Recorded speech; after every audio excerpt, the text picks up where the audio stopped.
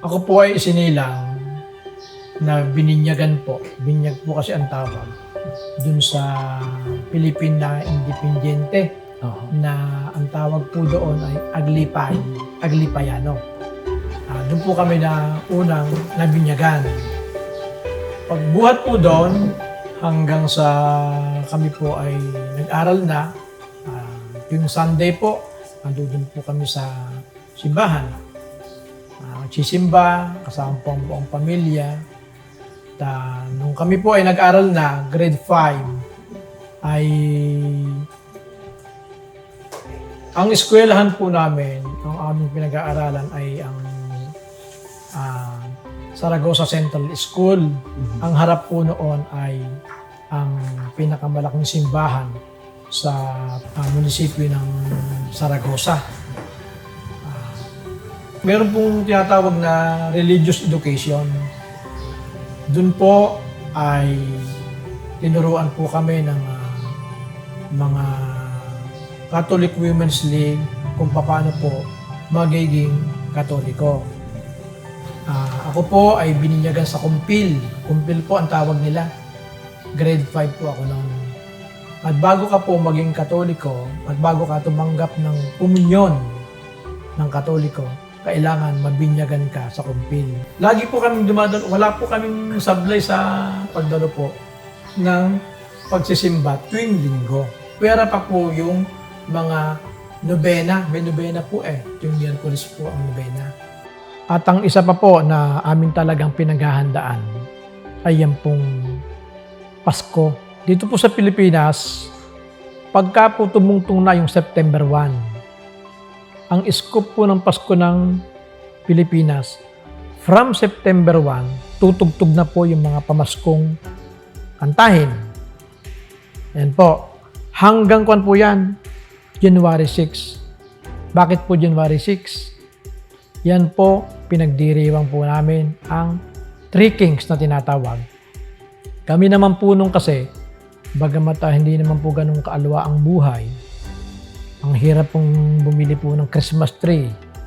Maghahanap na po kami ng puno ng mambog. Ang korte po nun kasi, pag ganun po, talagang Christmas tree po yon. Puputol na po kami by the month of September po yon. Kailangan po namin kasing patuyuin yon. Tatanggalin po yung mga dahon, hintayin mo siyang malaglag. Bagasakan po talagang ganun po namin pinaghahandaan yung Pasko. Mga November 10 po, umpisa na po namin i-design po yung aming Christmas tree. Tapos po, pagdating po ng mga papasko, meron pong mga regalo. Kung ilan po yung miyembro ng pamilya, ganun din po kadami ang regalo. Basta po pagdating ng Pasko, masayang-masaya ang pamilya namin. At yung pong tinatawag na simbang gabi, December 15 po, hindi na halos kami natutulog ng mga bata. Kasi ang misa po noon ay alas 4, alas 5, alas 3 pa lang po o wala pa. Lalakad na kami papuntang simbahan. Ando na po kami buong pamilya. Siyam na gabi po yon. Ganun po namin ipinaghahanda po ang Pasko.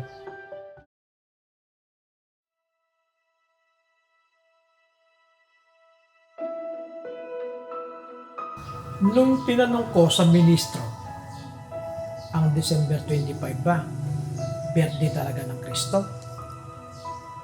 Ang sagot sa akin, wala tayong mababasa sa Biblia na ang December 25, birthday ng Panginoon sa Kristo.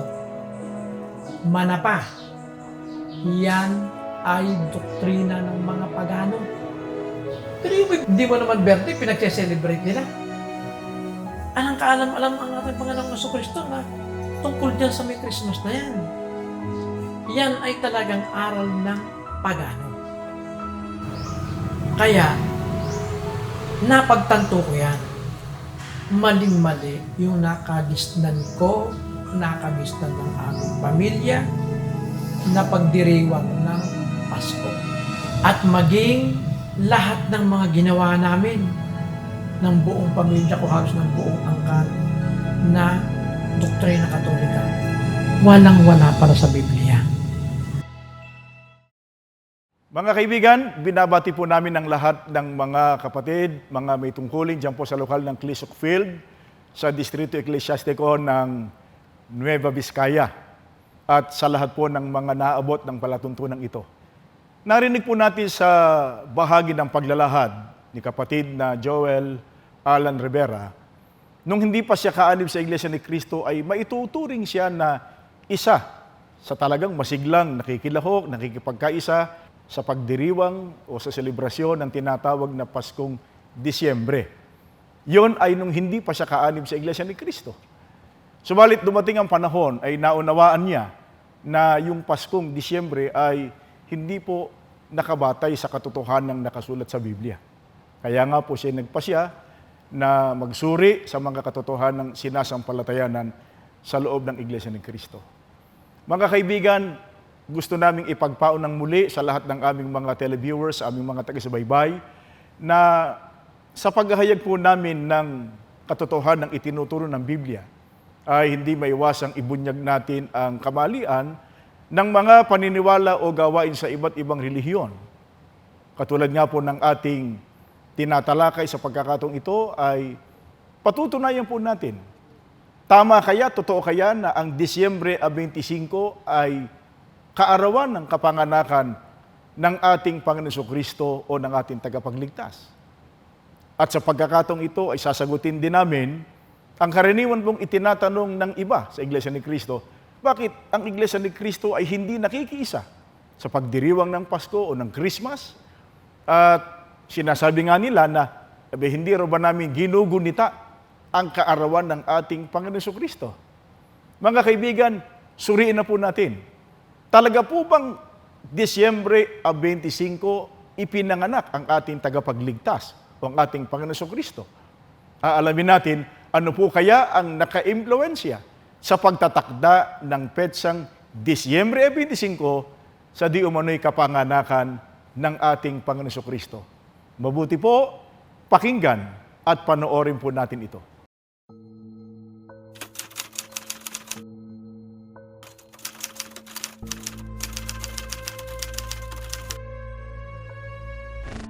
Sa aklat na pinamagatang The Catholic Encyclopedia ay ganito ang sinasabi.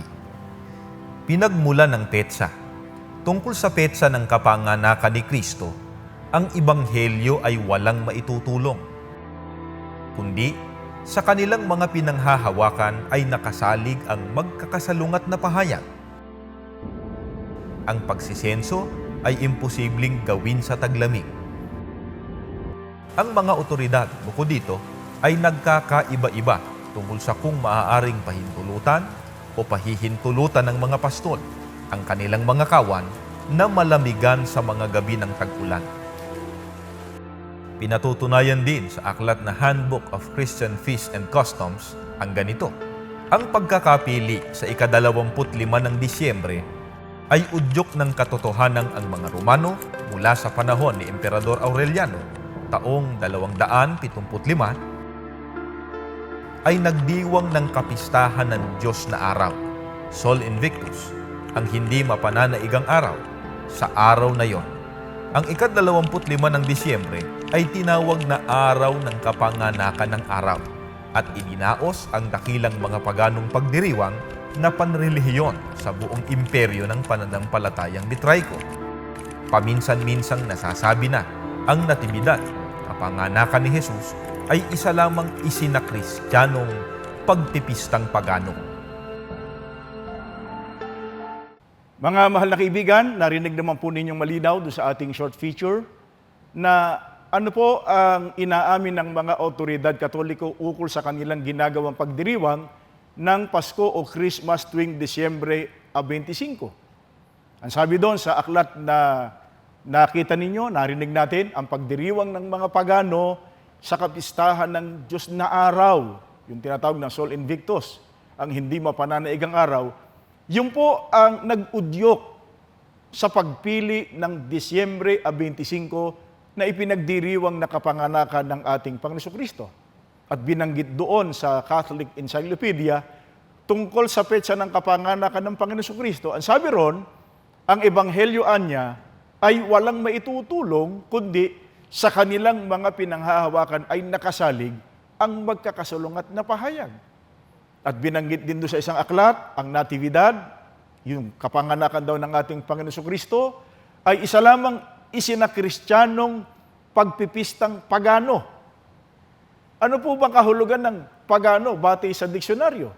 Makikita po niyo sa inyong mga monitor sa Webster's New World Dictionary sa page 1050. Ang sabi ron, pagano ang kabaligtaran ng Kristiyano. Isang tao na hindi isang Kristiyano. Hindi Kristiyano.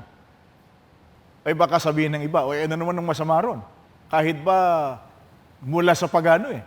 Pero napakaganda naman ng aming layunin. Ipinatutungkol naman namin yun sa ating Panginoon Kristo. Mga kaibigan, ano po ba ang mahigpit na tagubilin ng mga apostol sa mga tunay na Kristiyano? Ang babasahin natin ay sulat ni Apostol Pablo sa mga taga-Efeso, dito po sa 4:17-18. Dinggin natin. Kaya't ito ang masasabi ko sa pangalan ng Panginoon.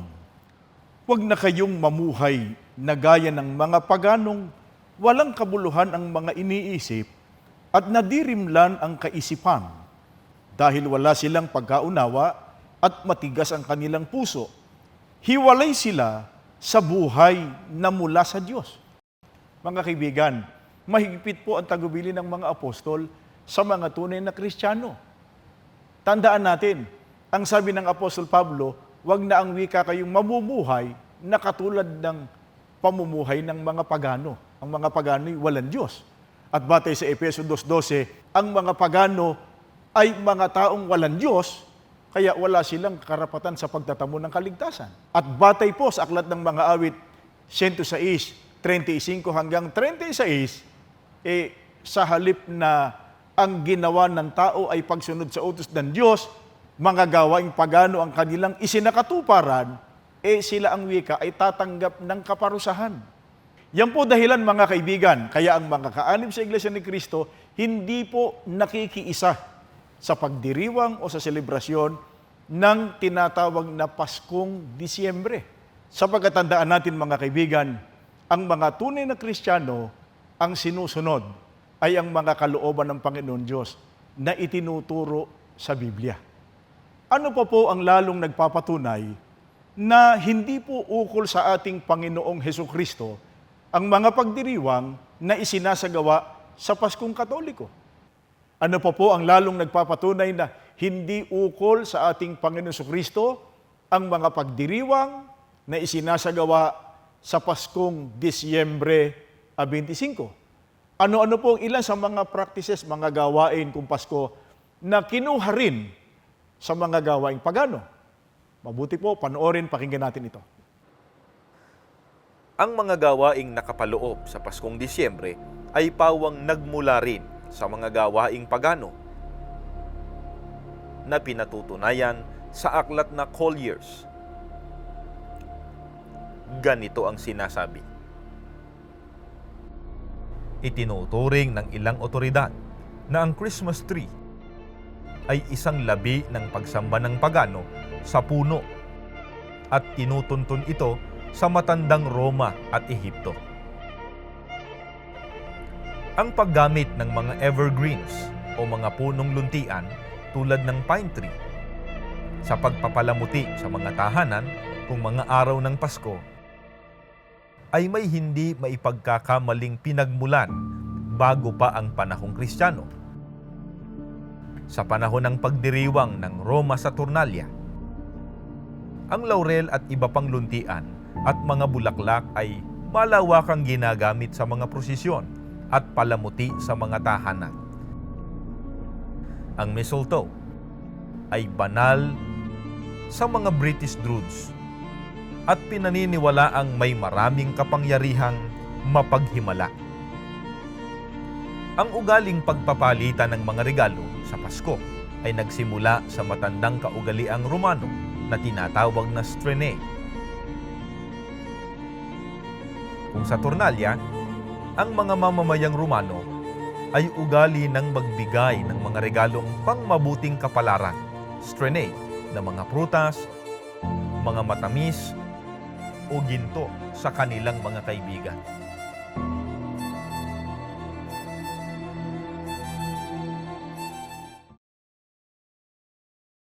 Mga mahal naming mga kaibigan, sana po napansin natin, mula pa sa unang bahagi ng ating pagtalakay hanggang sa ating pagtalakay ngayon, napansin po ninyo na hindi lang ang pagtatakda ng petsang Disyembre 25 ang naimpluwensyahan ng mga gawaing pagano. Kahit po yung mga practices, mga ginagawa na nakapaloob pagka may pagdiriwang ng Paskong Disyembre, isipin ninyo mga kaibigan, nagmula rin sa mga gawing pagano. Mula sa mga Christmas decors, katulad nung Christmas tree, yung pagpapalitan ng regalo o exchange gifts, yan po ay naimpluwensyahan ng mga gawaing pagano. Pero binibigyan din namin, hindi po masamang magbigayan. Pero pagka nagbibigayan o magbibigayan ang mga tunay na Kristiyano, hindi po dapat naiimpluwensyahan ng alinmang gawaing pagano o ng anumang hidwang pananampalataya. Ngayon, ang sabi ng iba, di wala pala kaming Pasko. Wala raw Pasko ang mga kaanib sa Iglesia ni Cristo. Mga kaibigan, nagdiriwang po kami ng Pasko o Paskwa na nauukol sa ating Panginoon Kristo, nakabatay po sa binabanggit sa Biblia. Paano po ba ang tunay na pagdiriwang ng Pasko o Paskwa na nauukol sa ating Panginoong Kristo, alinsunod po sa nakasulat sa Biblia? Pakinggan po ninyo nakatala dito po sa unang Korinto, sa 5:7 hanggang 8, ganito ang ating mababasa. Alisin ninyo ang lumang libadura, ang kasalanan, upang kayo'y maging malinis. Sa gayon, matutulad kayo sa isang bagong masa na walang libadura, at ganyan nga kayo, sapagkat naihandog na ang ating korderong pampaskwa, si Kristo. Kaya't ipagdiwang natin ang Paskwa, ngunit hindi sa pamamagitan ng tinapay na may lumang libadura ng kasamaan at kahalayan, kundi sa pamamagitan ng tinapay na walang libadura sa gisag ng kalinisan at katapatan. Mga kaibigan, ang Iglesia ni Cristo mayroong Pasko o Paskwa. Gaya nga ng binasa natin sa Biblia. Pero yung Pasko o Paskwa na ipinagdiriwang ng Iglesia ni Cristo, hindi po yung hiniram o kinuha sa mga pagano, kundi ang sabi ng Apostol Pablo, ipagdiwang ang wika natin, ang Paskwa, hindi sa pamamagitan ng tinapay na may lumang libadura ng kasamaan at kahalayan, kundi sa pamamagitan anya ng tinapay na walang libadura sa gisag ng kalinisan at katapatan. Paano ho gagawin yon? Yung kalinisan at katapatan, sa pamamagitan po ng malinis na paraan ng pamumuhay at katapatan sa pagsunod sa lahat ng mga kalooban ng Diyos.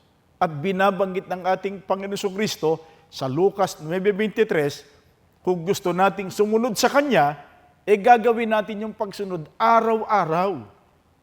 Hindi po Disyembre 25 lang. Sapagkat ang sabi ng Biblia, naihandog na ang wika, ang kordero o pampaskwa, ang ating Panginoon Kristo. Ngayon kung ang tanong po mahalaga po ba sa mga kaanib sa Iglesia ni Cristo ang pagkapanganak ng ating Panginoon Kristo? Napakahalaga po. Sapagkat gaya nga ng binabanggit sa Lucas 2:11 at 13 hanggang 14, makikita nyo sa inyong TV monitor, ipinanganak ang wika ang tagapagligtas. May mga anghel na nagdiwang. Ang sabi, luwalhati sa Diyos sa kataas-taasan at sa lupa'y kapayapaan sa mga taong kinalulugdan niya. Mga kaibigan, kung ang tanong kami po bang mga kaanib sa Iglesia ni Cristo ay nagpapahalaga sa kapanganakan ng ating Panginoon Kristo? Opo. Ikinagagalak po namin at ipinagpapasalamat namin sa Panginoon Diyos na ang Panginoon Kristo ay isinilang. Sapagkat ang sabi nga ng Biblia, isinilang sa atin ng isang tagapagligtas.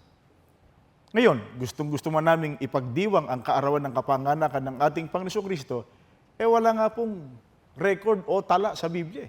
Wala pong natala sa Biblia na ipinagdiwang ng mga unang Kristiyano ang kanyang kapanganakan.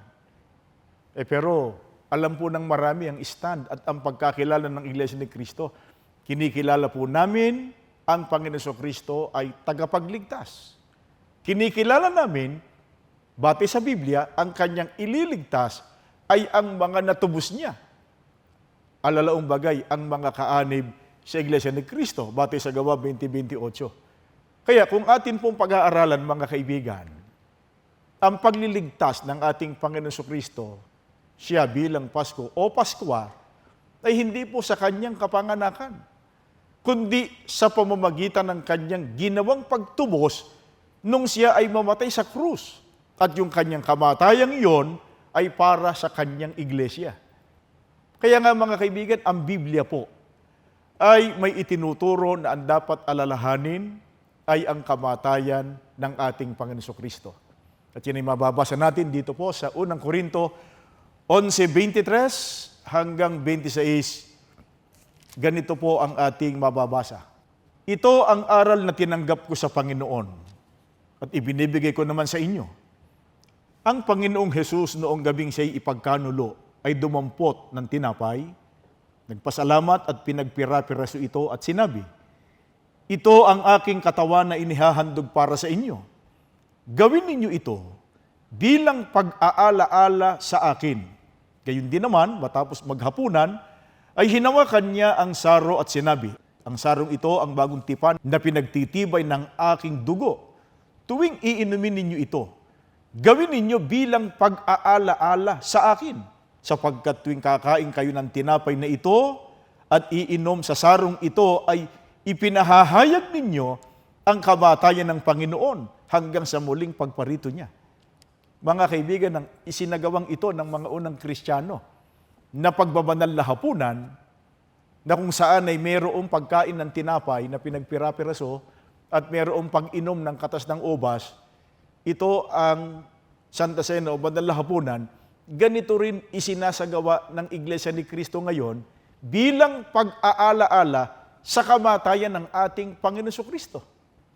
Kaya, uulitin po namin mga kaibigan, napakalaki po ng pagpapahalaga ng Iglesia ni Cristo sa kapanganakan ng Panginoon Kristo.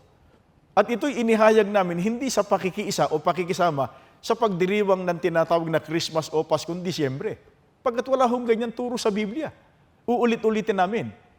Yan hong ginagawa ngayon tungkol sa Paskong Disyembre ay na-impluensyahan ng mga gawaing pagano.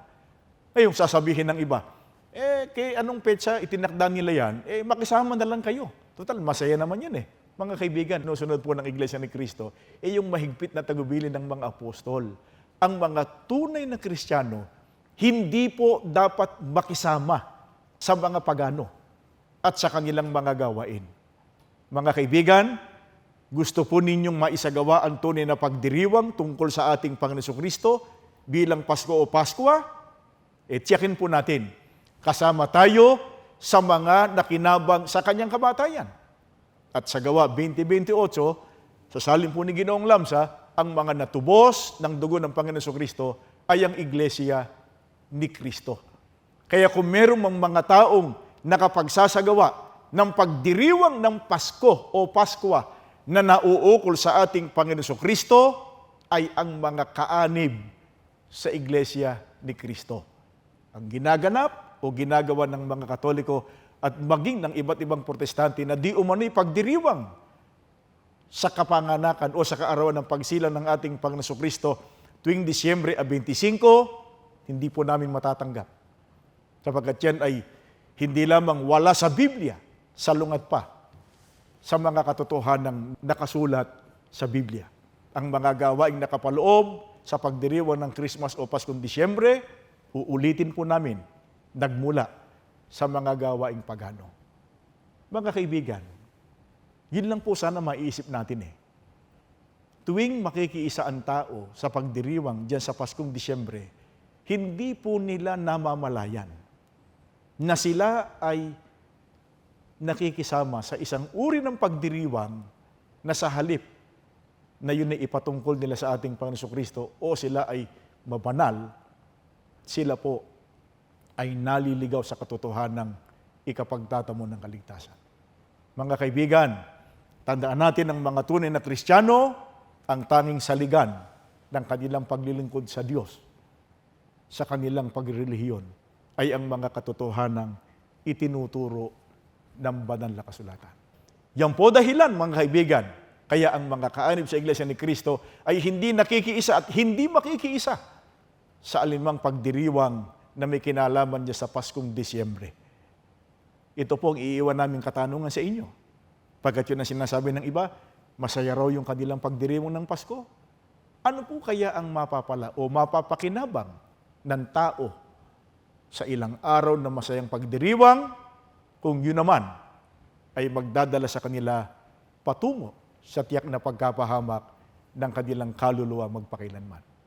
Kaya hindi po katakataka mga kaibigan na napakarami ng nagsuri sa mga aral na sinasampalatayan sa loob ng Iglesia ni Cristo. Ang isa ay si kapatid na Alan Joel Rivera at sa pamamagitan nga po ng kanyang pagsusuri sa mga aral na sinasampalatayan sa loob ng Iglesia ay napatunayan niya ang kamalian ng mga aral at gawain doon sa kanyang dating relihiyon. Kaya ngayon ay masiglang kaanib sa Iglesia ni Cristo. Balikan po natin siya. Kaya nung nalaman ko ang tunay na aral ng Diyos, talagang naalala ko po yung mga sakripisyo namin buong mag-anak. Walang-wala pala yung mga ginawa naming pagpapagal. Yung mga ginawa namin mga paglilingkod, araw at gabi, wala palang kabuluhan yun. Kaya po, nilisan ko ang Katoliko. Sa mga pagsamba po namin, sinasama po namin sa panalangin namin na ang aming mga magulang, mga kapatid, matawag din sa iglesia. Kung hindi man ngayon, sa mga susunod pong araw. Kasi po lalaman namin, nasa iglesia ang kaligtasan. Masaya man kaming ipinagdiriwang yung Pasko, masaya man kaming buong pamilya na ginagawa yung panggawain pangreliyon na wala naman sa utos ng ating Panginoong Diyos. Wala pong kabuluhan. Mga kaibigan, hangad po namin ang ginawa nating pagtalakay ay patuloy pong nakatutulong sa inyong ginagawang pagsusuri at sa paghanap po ninyo ng katotohanan. Maraming salamat po sa inyong ginawang pagsubaybay. Hanggang sa muli.